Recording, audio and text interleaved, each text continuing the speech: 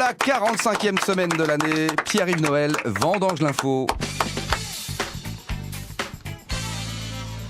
Revenons un instant sur la semaine fantastique de la Coupe de la Ligue 1 qu'a vécu Hubert Fournier et l'équipe du foot de Stade de Reims, face à Marseille, face aussi à Bastia et surtout à Monaco, grâce à un but de Deveau. Et ça vous surprend, Elise Moon? Quoi?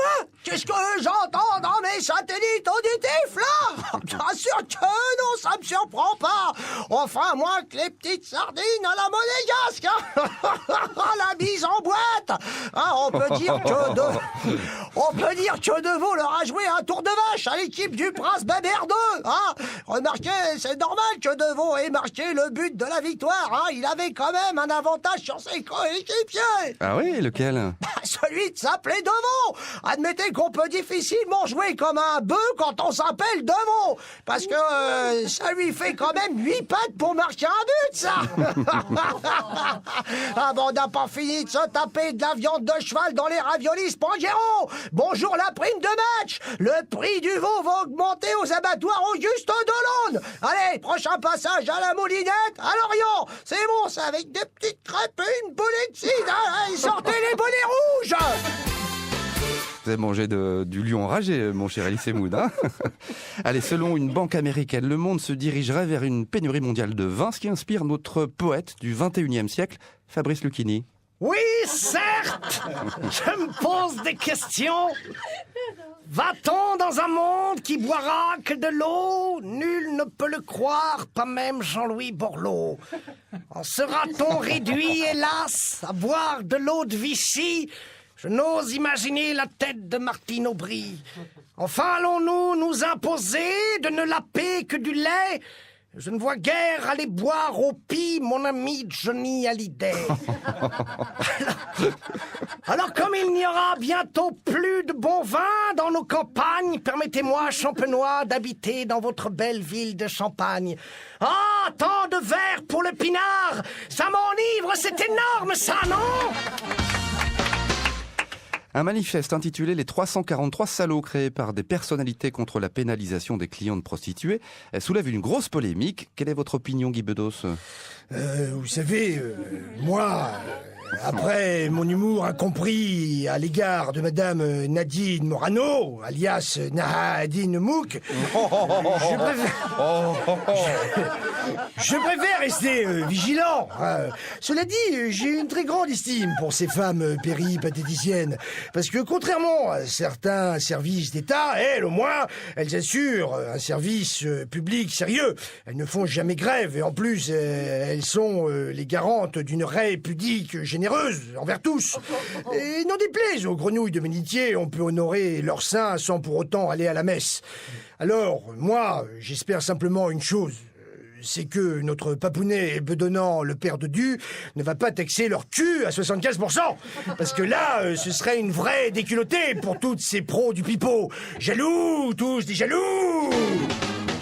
Pour Noël, des jeunes écologistes franciliens voulaient offrir à François Hollande une paire de testicules en plastique pour lui rappeler ses promesses. Puis se sont ravisés.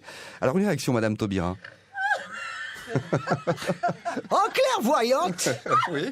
foi de rognon, je trouve que ces écolos dépassent les borgnes. Je vais vous dire une chose, monsieur Pigeon. Les jeunes, laissez-moi m'exprimer. Les jeunes, ils n'ont plus de respect pour personne. Vous comprenez, mais il faut qu'ils fassent très attention. Car les écolos, ils sont en train de ramer sur l'océan de mon mépris. C'est beau, ça. Notez-le. Oui, c'est très beau. Oui. Notez-le, c'est déposé déjà. Il faut bien qu'ils sachent que si Duflo a déjà pris l'eau, bateau n'est pas loin de couler, n'est-ce pas? Et à ce moment-là, c'est là où il y aura danger pour la démocratie, monsieur Chiffon. Non. Car il ne faut pas que les Verts s'imaginent qu'ils lavent plus blanc. Permettez, Madame Taubira, Monsieur Giton, G-I-2-T-O-N, s'il vous plaît. Ah, Giton! Oui. Giton! Oui. Ah, comme j'éteindrai les jours et la nuit, j'éteindrai toujours sans retour. Chacun marché, pas de problème. La vendange de l'info, première partie, on se retrouve dans une heure, Pierre-Yves Noël. À tout à l'heure. France Bleu Champagne, la vendange de l'info, 45e semaine de l'année, c'est toujours Pierre-Yves Noël. À Reims, les travaux de la place Jean Moulin ne satisfont pas les commerçants. En effet, ils perdent des clients qui pestent d'ailleurs contre les pavés usés, inégaux et glissants. Vous comprenez cette situation, Jean-Marie Bigard? Ah ben, peu mon neveu que je la comprends, la situation, dis donc. Hein. C'est ce qu'on appelle jeter un pavé dans la Marne. Oui, elle est bien celle-là. Elle est bien celle-là. Ah là, bravo J'ai Jean-Marie. mis du temps pour la pondre. Hein. Pour pondre un pavé, je vais te dire, faut être déjà bien armé. Hein. Dis donc, t'imagines, toi, les clients, ils viennent faire leurs achats, tu vois. Hein. Ils viennent pas faire la course cycliste Paris-Roubaix ou Holiday on Ice. Hein. Et puis, faut aussi se mettre à la place des commerçants. Hein. Bah, ils ont leur commerce rue Jean Moulin. Hein. Ils arrivent même plus à se faire du blé, les gars. Oui. Oh, t'es pas obligé de te forcer, on la Non, comprend au montage. pas du tout, c'est le regard, Ah non, moi je dis que c'est presque un céréal killer, hein. Oh bah oui, alors. Le soir d'Halloween à Châlons-en-Champagne, une furette a disparu. Une récompense de 100 € sera offerte à ceux qui la retrouveront. Est-ce que vous avez fait des recherches, Muriel Robin? Ah oui, c'est ça, oui, j'ai fureté, hein, j'ai fait des fouilles même. Hein, j'ai fait des fouines, hein, des fouines, comme vous voulez. Oui.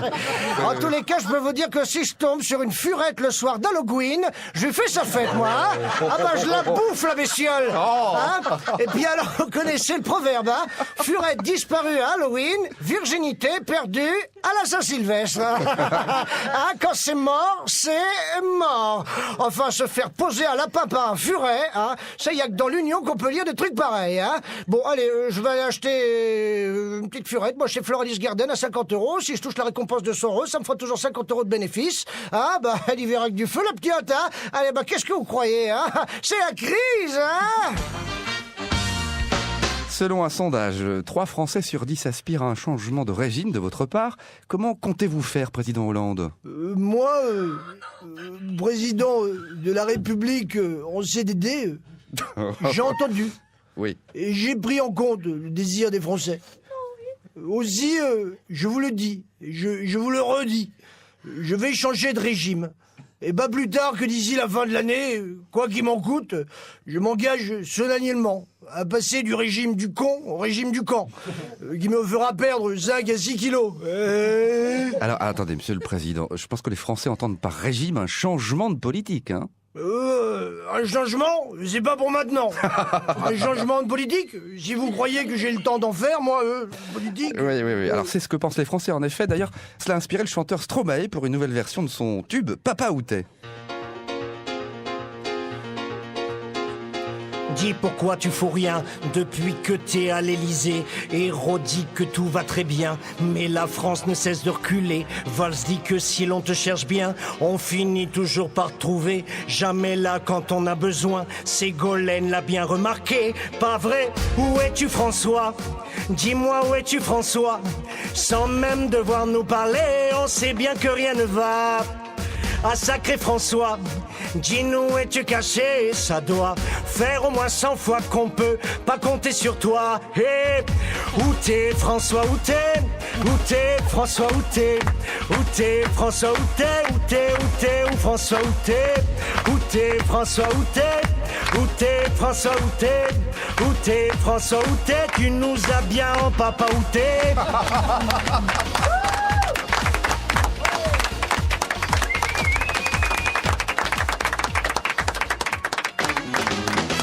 C'était la vendange de l'info. Mille merci, bravo Papa Outé. Pierre-Yves Noël, on remercie les auteurs.